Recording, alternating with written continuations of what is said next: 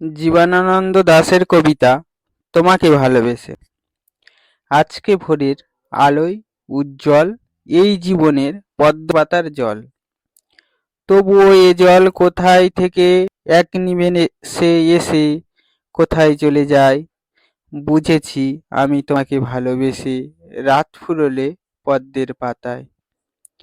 আমার মনে অনেক জন্ম ধরে ছিল ব্যথা, বুঝে তুমি এই জন্মে হয়েছ পদ্ম পাতা।